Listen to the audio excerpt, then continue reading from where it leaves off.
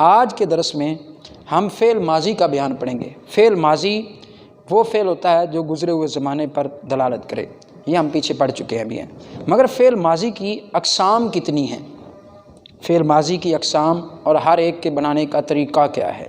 سب سے پہلے ہم فعل ماضی کی اقسام میں سے پہلی قسم اسے کہتے ہیں فعل مطلق، فعل ماضی مطلق۔ فعل ماضی کی گویا کہ کل 6 قسمیں ہیں۔ نمبر 1 ماضی مطلق، ماضی قریب، ماضی بعید، ماضی استمراری، ماضی احتمالی، اس کا ایک اور نام بھی ہے ماضی شکیہ، ماضی تمنائی، اس کا ایک اور نام بھی ہے ماضی شرطی۔ یہ 6 فعل ماضی کی اقسام کہلاتی ہیں۔ اب ان میں سے فعل ماضی مطلق وہ کون سا فعل ہوتا ہے؟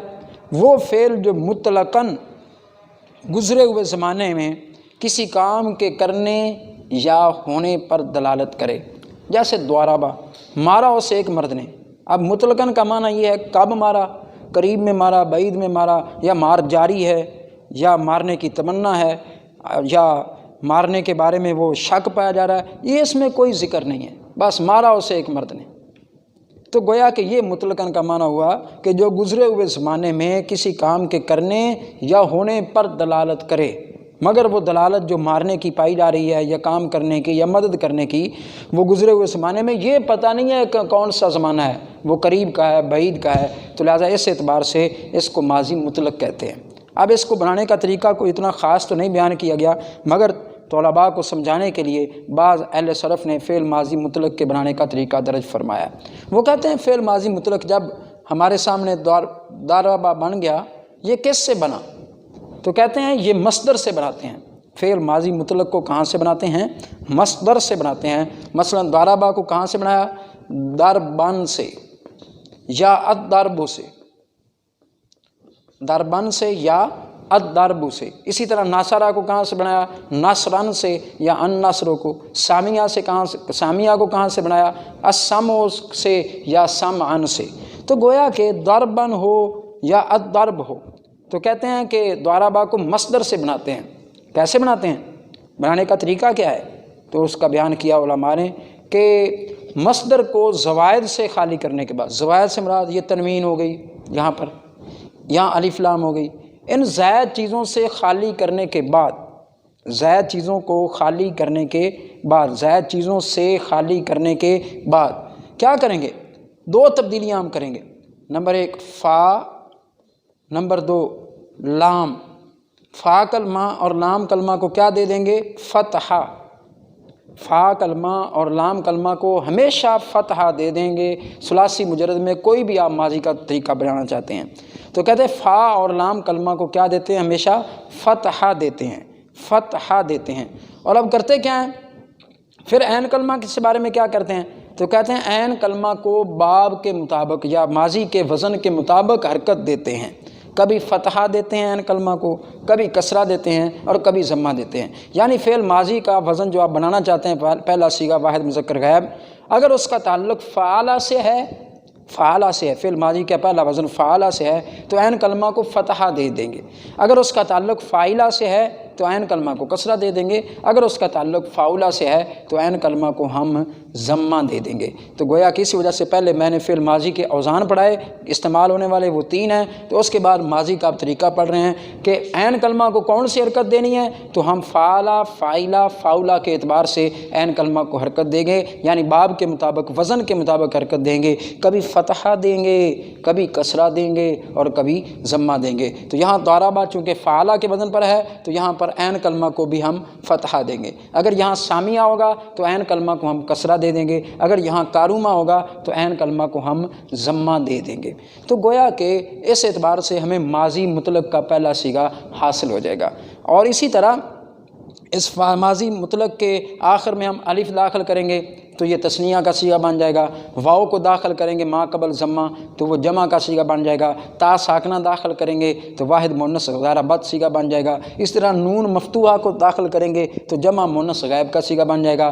تا مفتوحہ داخل کریں گے تو واحد مذکر حاضر کا صیغہ بن جائے گا۔ اسی طرح تما داخل کریں گے تو تثنیہ مذکر اور مؤنث حاضر کے صیغے بن جائیں گے۔ اسی طرح تم کا صیغہ حرف داخل کریں گے آخر میں، تم کا تو اس کے ساتھ جمع مذکر حاضر کا صیغہ بن جائے گا۔ تاظر تی مکسورہ داخل کریں گے، تا مکسورہ، تو واحد مؤنث حاضر کا صیغہ بن جائے گا۔ اسی طرح تنہ داخل کریں گے، تا نون تن نون زبر نا تنہ، تو جمع مؤنث حاضر کا صیغہ بن جائے گا۔ اسی طرح تاپش تو، تا مضمومہ داخل کریں گے تو واحد متکلم کا صیغہ بنے گا۔ اس طرح نون الف نا داخل کریں گے تو یہ جمع متکلم کا صیغہ بن جائے گا۔ اس اعتبار سے ماضی کے کل 14 صیغے ہمارے سامنے آ جائیں گے۔ اور اس کے ساتھ ہی ایک بات اور بھی یاد رکھیں کہ یہ ہمارے سامنے جب ماضی مطلق آ جائے گی تو اسی سے ہی ہم ماضی قریب، بعید، استمراری آگے تک صیغے بناتے جائیں گے۔ اب آئیے ماضی مطلق کی مکمل تفصیل پڑھنے کے بعد اور اس کے قاعدے اور اس کے بنانے کے طریقے کے بعد اب چلتے ہیں ماضی قریب کی طرف۔ ماضی قریب کیسے بنتا ہے؟ تو ماضی مطلق کے شروع میں قد لگانے سے ماضی قریب بن جاتا ہے۔ ماضی قریب کہتے کسے ہیں؟ جو قریب کے گزرے ہوئے زمانے پر دلالت کرے، وہ فعل جو قریب کے گزرے ہوئے زمانے پر دلالت کرے اسے کہا جاتا ہے فعل ماضی قریب۔ جیسے بنانے کا طریقہ، ماضی مطلق کے شروع میں قد لگا دیں تو وہ ماضی قریب بن جاتا ہے، جیسے قد ضربا۔ اس کے بعد ماضی فعل بعید، فعل ماضی بعید وہ فعل ہوتا ہے جو دور کے گزرے ہوئے زمانے پر دلالت کرے، دور کے گزرے ہوئے زمانے، بعید سے ہی لفظ بعید کا معنی دور ہوتا ہے، جو دور سے گزرے ہوئے زمانے پر دلالت کرے۔ تو ماضی مطلق کے شروع میں کانا لگانے سے، ماضی مطلق کے شروع میں کانا ضربا، تو اب یہ ہمارے پاس ماضی بعید حاصل ہو گئی۔ کانا لگایا ضربا کے شروع میں تو ماضی بعید ہوگی۔ اب جیسے جیسے ضربا کا صیغہ بدلے گا ویسے ویسے کانا کا صیغہ بھی ساتھ ساتھ گردان میں تبدیل ہوگا۔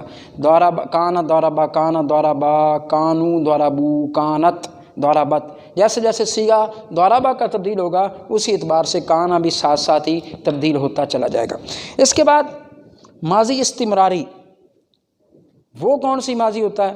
وہ کون سا فعل ہوتا ہے؟ وہ فعل جس میں دور کا گزرا ہوا زمانہ پایا جائے اور اس میں کام جاری ہو، کب سے جاری ہے اور وہ کام جاری ہو، دور کا گزرا ہوا زمانہ پایا جائے اور اس میں کام جاری ہو۔ اب اس کو بناتے کیسے ہیں؟ اس کے بنانے کا طریقہ کیا ہے؟ فعل استمراری کا، استمراری استمرار سے ہے، استمرار کا معنی ہوتا ہے جس میں کسی کام کا جاری رہنا، جس میں دور کا گزرا ہوا زمانہ پایا جائے اور اس میں کام جاری ہو تو وہ فعل ماضی استمراری کہلاتا ہے۔ تو اس کے بنانے کا طریقہ یہ ہے، مضارع کے شروع میں کانا لگائیں گے، فعل مضارع کے شروع میں کانا لگائیں گے تو یہ فعل ماضی استمراری کا معنی دیتا ہے۔ مضارع کے شروع میں کانا لگائیں، اگرچہ فعل مضارع ہے یضربو، مگر جب ہم اس پر کانا داخل کریں گے تو یہ فعل ماضی کے معنی میں آتا ہے۔ کون سا فعل ماضی؟ جو استمراری کہلاتا ہے۔ تو کانا یضربو، کانا ینصرو، کانا یسمعو، کانا یکرمو وغیرہ وغیرہ۔ اسی طرح اگلا فعل ماضی کی جو قسم ہے اگلی، وہ ہے ماضی احتمالی یا ماضی شکیہ۔ یوں کہہ لیں کہ اس کی تعریف یہ ہوگی کہ جس میں گزرے ہوئے زمانے میں کسی کام کے کرنے یا ہونے میں شک پایا جائے، احتمال پایا جائے، اسے ماضی شکیہ کہتے ہیں۔ جس کے کام کرنے میں یا ہونے میں شک پایا جائے تو اس کے بنانے کا طریقہ یہ ہے کہ ماضی مطلق کے شروع میں ہم لعل ما لگا دیں گے، لعل ما ضربا۔ اب ہمیں یہ فعل ماضی احتمالی یا ماضی شکیہ جو ہے وہ حاصل ہوگی، لعل ما ضربا، لعل ما ضربا۔ اس کا ترجمہ یہ بنے گا شاید، لعل ما کا ہوتا ہے شاید مارا ہوگا اسے ایک مرد نے، شاید مارا ہوگا اسے ایک مرد میں۔ تو جس میں احتمال پایا جاتا ہے، شک پایا جاتا ہے، اس کو فعل ماضی احتمالی یا شکیہ کے ساتھ بیان کرتے ہیں۔ کسی کام کے کرنے یا ہونے میں شک پایا جائے تو اس کو فعل ماضی احتمالی یا شکیہ کہتے ہیں۔ اس کے بنانے کا طریقہ، ضربا کے شروع میں یعنی ماضی مطلق کے شروع میں ہم نے لعل ما لگایا تو ترجمہ یہ ہوا شاید کہ مارا ہوگا اسے ایک مرد نے، لعل ما ناصرا، شاید کہ مدد کی، کسی کنجوس کے بارے میں کہے شاید کہ مدد کی ہوگی اسے ایک مرد نے، تو گویا کہ لعل ما ضربا ہو، لعل ما ناصرا ہو۔ آپ کی کسی بات کو کسی نے سن لیا تو آپ کو کوئی بندہ آ کر کہے کہ یار اس نے شاید آپ کی بات کو سن لیا ہے، تو ہم یہی جواب دیں گے لعل ما سامع زید، شاید کہ زید نے اس بات کو سن لیا ہو تو کیا ہو گیا، پھر کیا ہو گیا؟ یہ تو شکیہ کے ساتھ جس چیز کو بیان کیا جائے، احتمال کے ساتھ بیان کیا جائے، وہ فعل ماضی احتمالی یا شکیہ کہلاتی ہے۔ اسی طرح ماضی شرطی یا تمنائی، جس میں تمنا پائی جائے، شرط پائی جائے، مطلب کہ وہ فعل ماضی جس میں گزرے ہوئے زمانے میں کسی کام کے کرنے کی تمنا پائی جائے، کسی کام کے کرنے کی تمنا پائی جائے گزرے ہوئے زمانے میں۔ جیسے کافر قیامت کے دن کہے گا کاش کہ میں وہ کام کر لیتا، کاش میں لا الہ الا اللہ محمد الرسول اللہ پڑھ لیتا، وہ تمنا کرے گا اس وقت، مگر وہ گزرا ہوا زمانہ اب گزر جائے گا، اب کیا کرنا، اب کیا فائدہ ہے اس تمنا کرنے کا؟ تو گویا کہ لیکن ہم یوں کہہ سکتے ہیں، تو اس کے بنانے کا طریقہ کیا ہے؟ ماضی مطلق کے شروع میں لئی تما لگانے سے، لئی تما داربا، کاش کے مارتا وہ ایک مرد، لئی تما ناصرہ، کاش کے مدد کرتا وہ ایک مرد، کاش کے مارتا وہ ایک مرد، کاش کہ وہ مدد کرتا ایک مرد، کاش کہ وہ سنتا ایک مرد، کاش کہ اس نے ہماری باتوں کو سنا ہوتا، کاش کہ وہ تمنا کرتا ہے، کاش کہ وہ سنتا ایک مرد۔ ماضی گزرے ہوئے زمانے میں کسی کام کی تمنا کی جا رہی ہے، کاش کہ سنتا وہ ایک مرد، کاش کہ مدد کرتا وہ ایک مرد، کاش کہ مارتا وہ ایک مرد۔ گویا کہ یہ آپ کے سامنے فعل ماضی کا بیان، جس میں ہم نے فعل ماضی کی 6 اقسام کو ذکر کیا۔ نمبر 1 مطلق، قریب، بعید، استمراری، احتمالی، شرطی یا تمنائی۔ تو سادہ لفظوں میں جب آپ دیکھیں کہ ماضی مطلق کے شروع میں قد آیا ہے تو کون سی ماضی کہیں گے ہم اس کو کہیں گے ہم ماضی قریب ہے۔ جب ہم دیکھیں گے کہ کانا دورابا پر داخل ہوا ہے تو کون سی ماضی بن جائے گی جناب؟ تو ماضی بعید بن جائے گی۔ اسی طرح جب دیکھیں گے کہ یادریبو پر یا ینصر یعنی فعل مضارع پر کانا داخل ہوا ہے تو کون سی ماضی بن گئی جناب؟ یہ ماضی استمراری بن گئی، کام کا جاری ہونا پایا گیا۔ جب ہم دیکھیں گے دورابا پر کون سی چیز داخل ہے، لعلما، شاید کا معنی دیا جا رہا ہے، تو ہم کہہ دیں گے کہ یہ ماضی احتمالی ہے یا ماضی شکیہ ہے۔ اسی طرح جب ہم دیکھیں گے کہ ماضی مطلق کے شروع میں لیتما داخل ہے، لو جناب اس میں تمنا کی جا رہی ہے، تو یہ ماضی تمنائی یا شرطی کہلائے گی۔ تو گویا اس کو آپ ان الفاظ سے، قد سے، کانا سے، لعلما سے، لیتما سے پہچان سکتے ہیں کہ یہ کون سی ماضی ہے، یہ کیا ماضی بن رہی ہے۔ تو گویا آج کے درس میں ہم نے فعل ماضی کی اقسام کو ذکر کیا۔ امید ہے کہ طلباء اس کو بھی یاد کرنے کی اور سمجھنے کی کوشش کریں گے۔ واللہ اعلم بالصواب۔